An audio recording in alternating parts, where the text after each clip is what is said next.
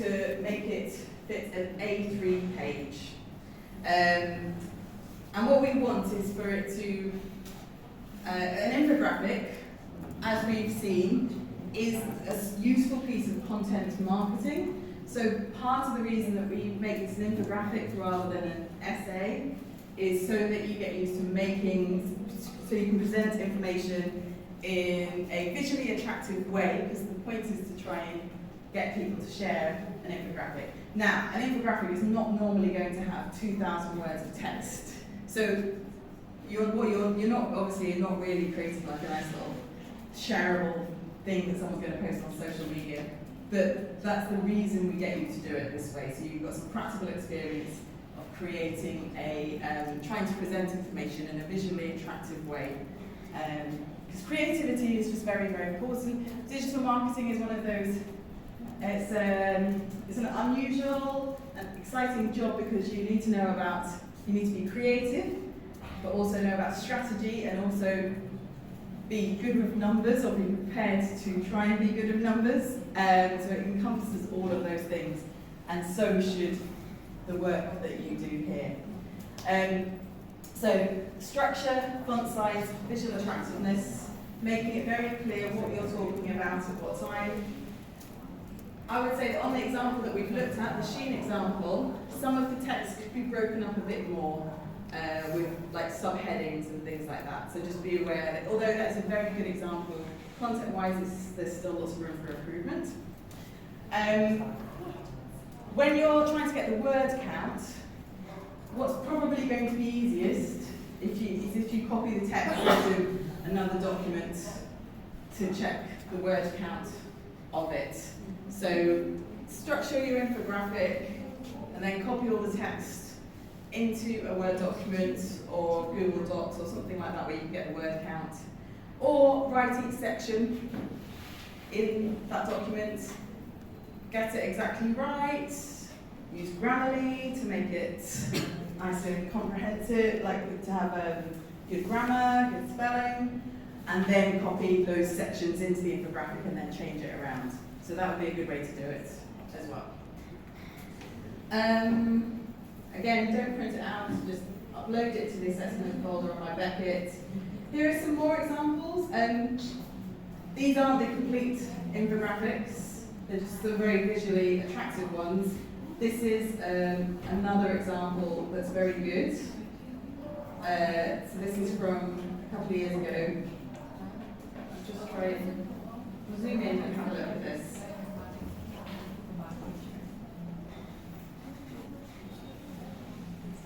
Okay.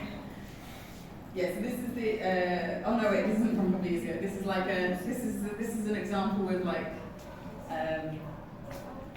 just like fake text, which is probably quite good because otherwise you can probably just copy the ASOS one. So basically, the text in this has all been edited, but just the way they've laid it out is very, very clear. They've used graphs from Statista there to back up what they're saying. They've got screenshots from the ASOS website. They've laid out the academic theory very, very clearly.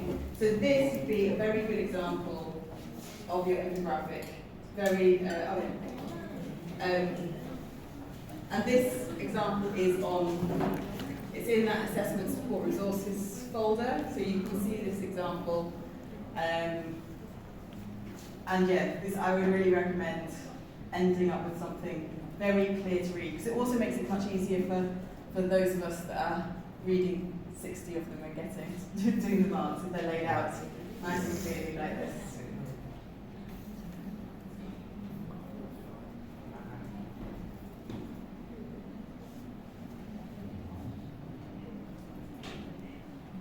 So on this assessment support folder, there's a guide to using Canva, how you export it.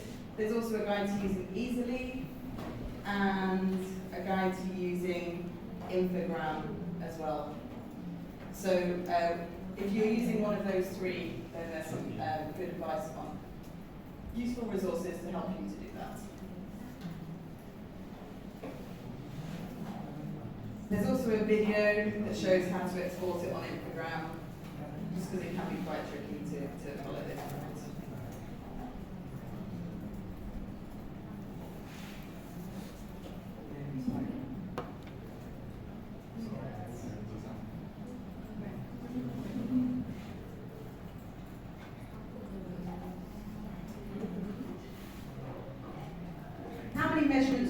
these put into the assessment, there isn't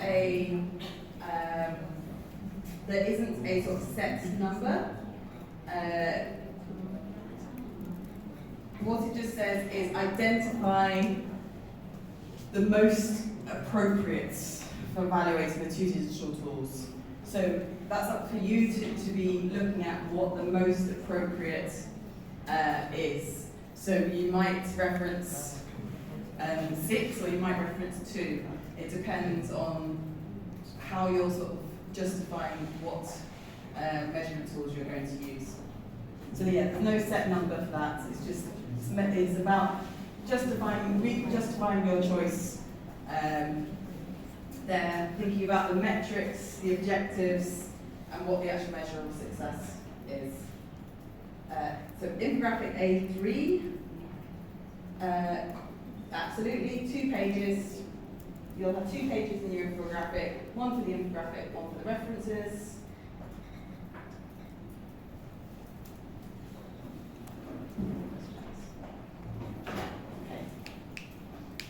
Okay, I'm going to talk about how it's marked, because I think it's really to show you how you can see how it's marked. There's that door? The door shutting.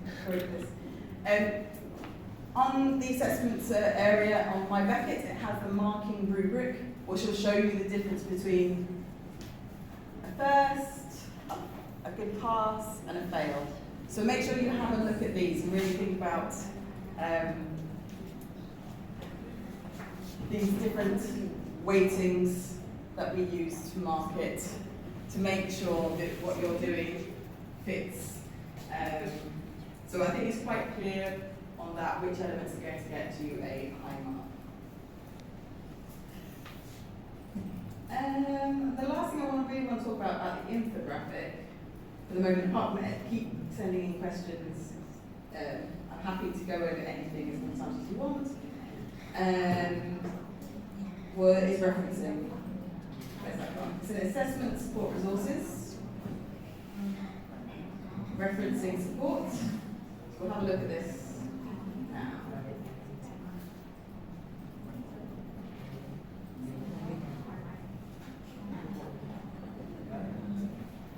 They've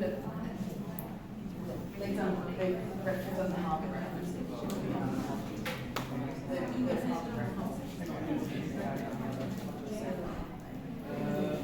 Technically, okay, that's fine. So yes, I'll go over that. I'll never forget. Yeah, that's right. Okay. So we're going to. I'm going to go through the referencing with you now, because this is really the referencing.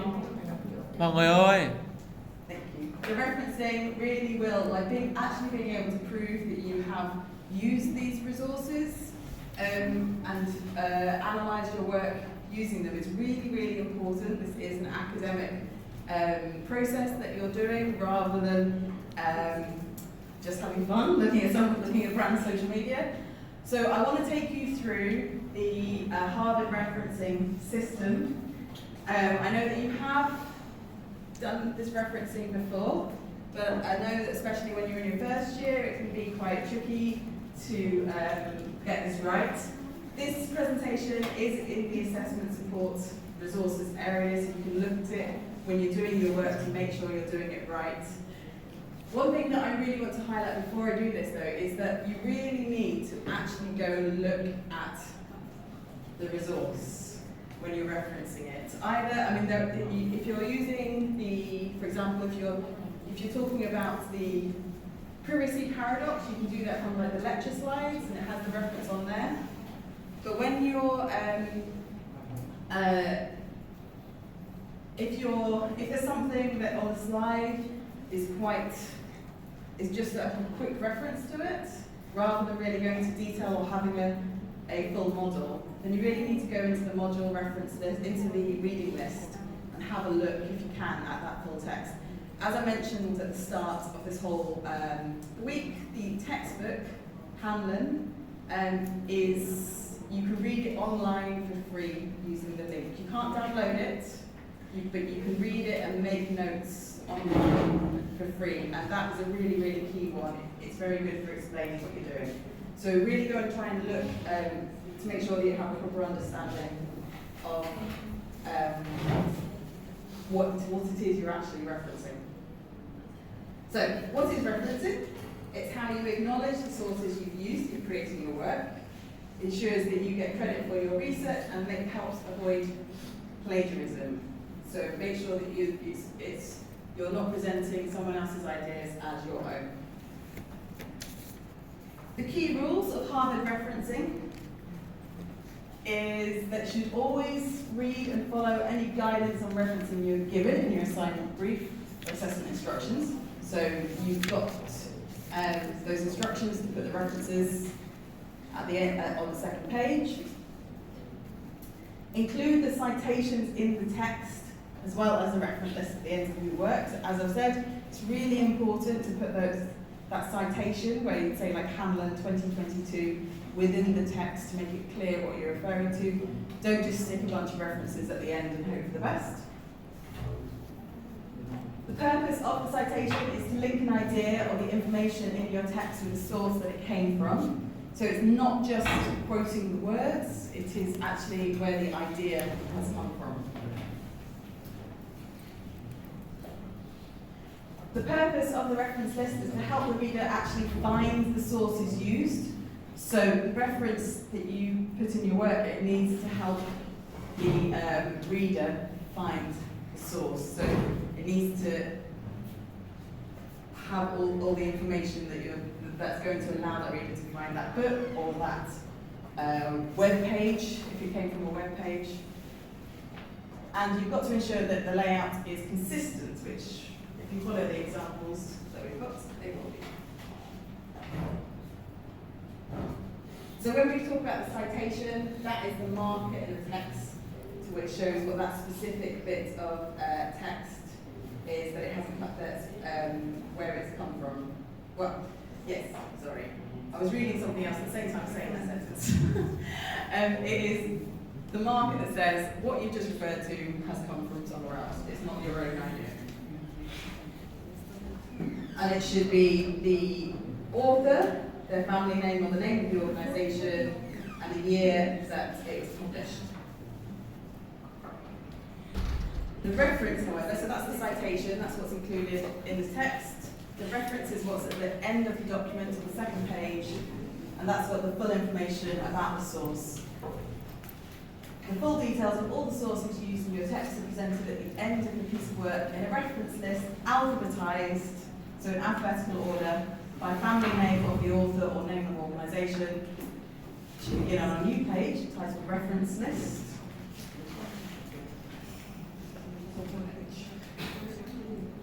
So this is shows the examples of the citations and then the reference that they refer to. So this one at the top is Correll, 2008, page 1. Oh, Cottrell, rather. And then you can see clearly that it's Cottrell, 2008, the name of the book and the publishers. So you don't put the reference list in order that they appear in your work. You do them in alphabetical order. It makes it much easier for the reader to find. So if it says McKinsey, you know to go to M in the reference list.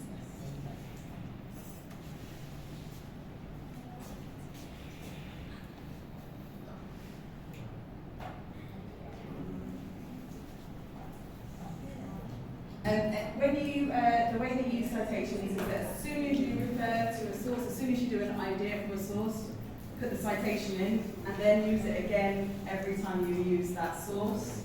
Don't feel like you just, because you put it in once, you can't do it again.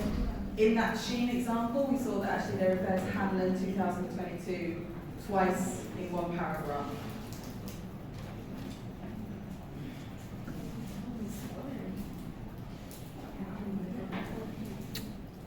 And as it says here, the citations are included in the word count. So you don't need to go through and sort of delete all the citations to get your word count. You can also do your citation where in a slightly different way.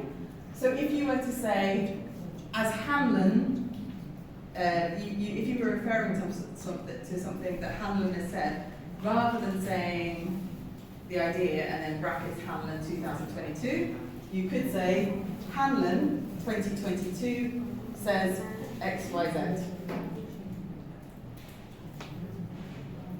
So there's a couple of examples of different ways that you can cite an author there. And that can make it more interesting to read if you use a variety. It stops you getting bored, it stops the reader getting bored.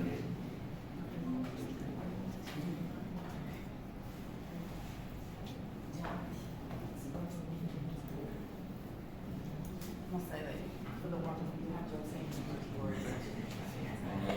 trust me, you'll find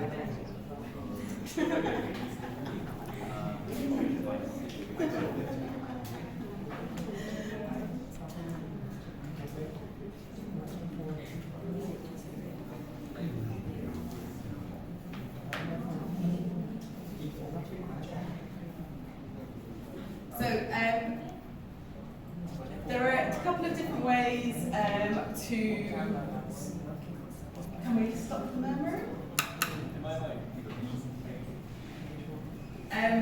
There are a couple of different ways to refer to a source or to use the idea. You can directly quote a source, or you can paraphrase. And paraphrasing is expressing someone else's writing in your choice of words, so it keeps the meaning.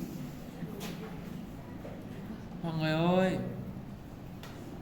It keeps the meaning without using their words, and actually it's a very good way of showing that you understand the material, and it's a very good way of helping you to actually understand the material.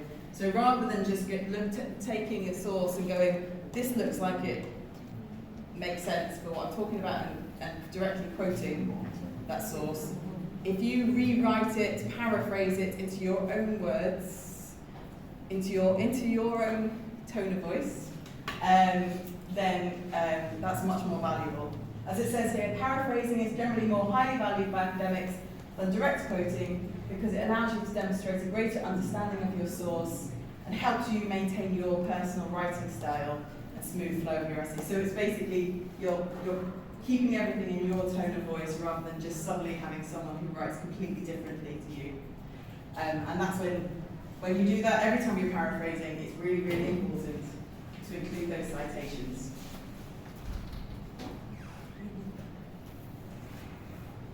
And these are some examples of paraphrasing as well. So there's no direct quotes in here, they're all paraphrased.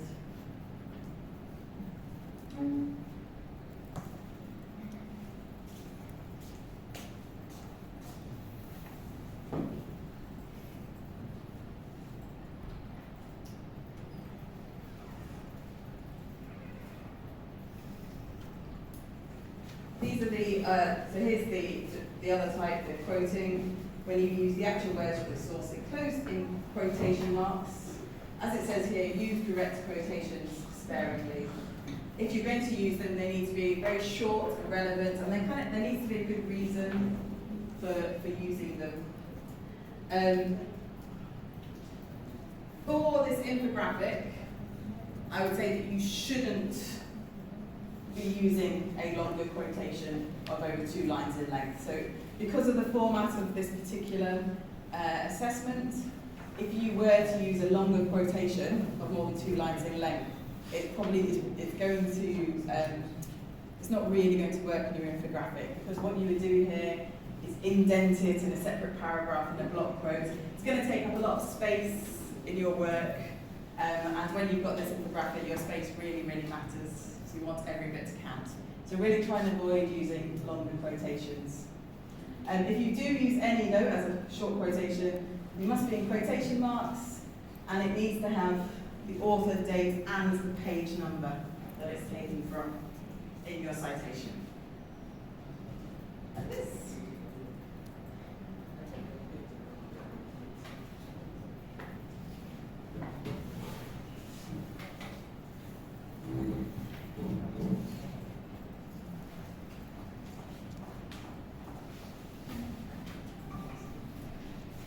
So another way to reference is summarising. So you might write a short description or give bullet points of what someone says to summarise what they said, but you need to give your own interpretation. You could just refer to a source where you mention the work without giving much information about the content, which isn't ideal because it's assuming a lot of knowledge on the basis of the reader. If you use statistics or data from a source, that's great, and you probably will be doing that. So you might say, 57% of marketeers say the most important metric is lead generation, bracket Statista, and then the data that the research is from. And if you are taking a screenshot of a chart or an image from elsewhere, then make sure you've got the reference on that chart as well. So have the chart and then the citation in brackets underneath that chart as well. So that's really important, and that's something that people can quite often forget to do. So whether you're referring to a source in the text or you're including a picture of it, you need to cite it where you appear it. But where do you appear it? Where you put it. I've spoken a lot this week, but definitely losing the ability to do so.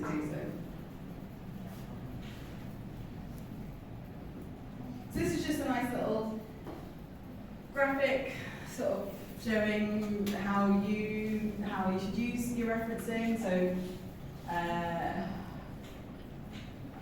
sentence 1 is your topic sentence. What is this paragraph about? One idea per sentence. States the one main point that supports your thesis, and then evidence that. You might use a quotation summary or paraphrase of research that supports your point. So for example, if your topic is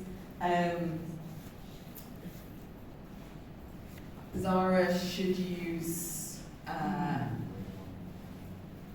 should use the metric of growth of referrals to measure their success.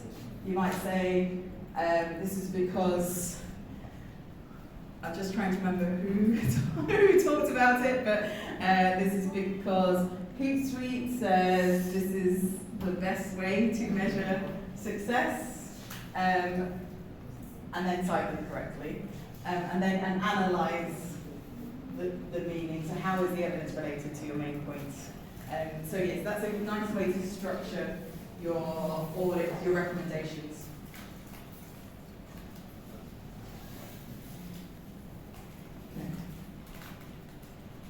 So, reference list. The reference list is, so the citations are included in the word count. The actual reference list, that second page, is not included in your word count. Your word count is purely the infographic, not the reference list afterwards. I'm not going to I don't really want to read all this out. This is the technical way that you need to actually present your reference list.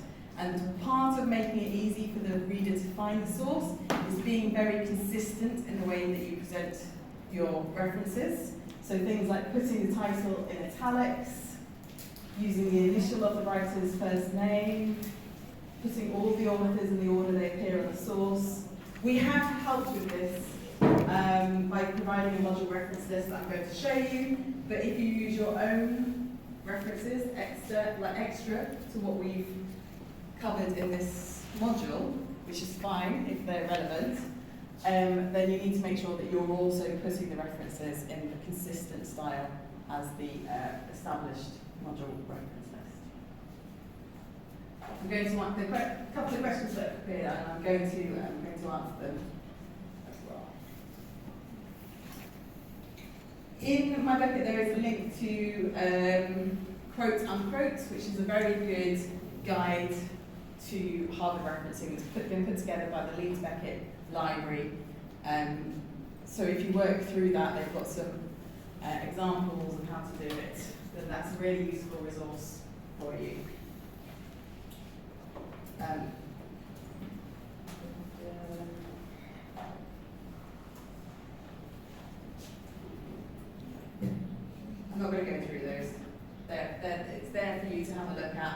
But if you follow all the other advice, it will. If we use pictures online, do we have to cite or add this source to our reference list? Both. So you have the picture, so cite the source, just as you would a quote, in brackets underneath that picture, and then in the reference list, you would reference that website. If I go into the module reference list, I'll show you how you would reference that website.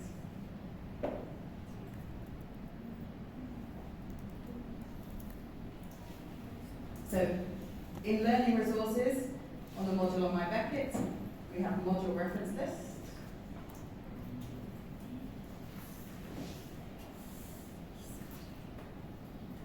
And this has references to each of the sources that have been referenced in the lectures. So if you're using those same references, you can use this list and it's in the correct format. Where you'll see that there are websites, if you're using those websites, you should go and access them yourself, look at them, and change that date for when it was accessed in your reference list. So what I want to see in the module reference list is when you have accessed those websites, not when they were put together for this module.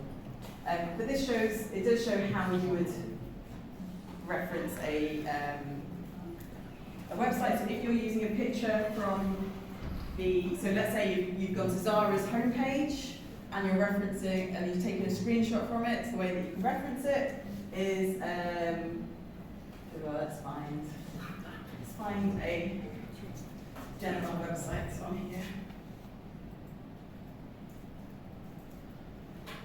So here, for example, you would put, so this is where we've got Deloitte 2021, you put Zara 2024, home, and Zara homepage, available from, put the link, and then when you accessed it.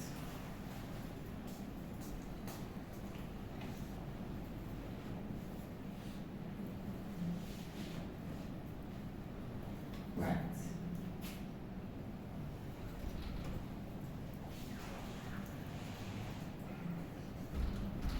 So yes, do I have to make slightly screenshots you make about the brand?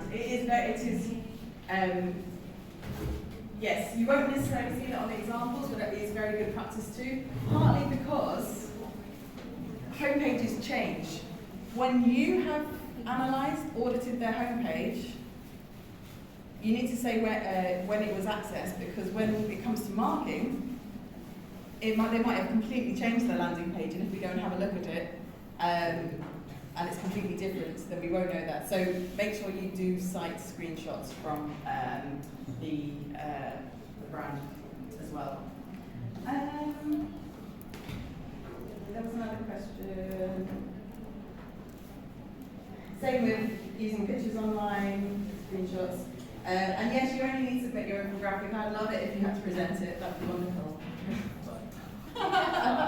But no, you don't need to present it. You just submit it. Yes.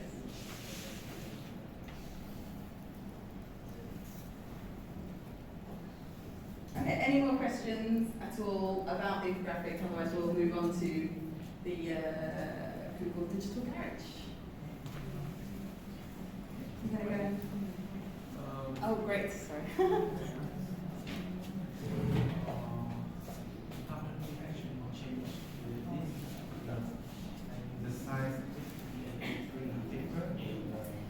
So you will do that in your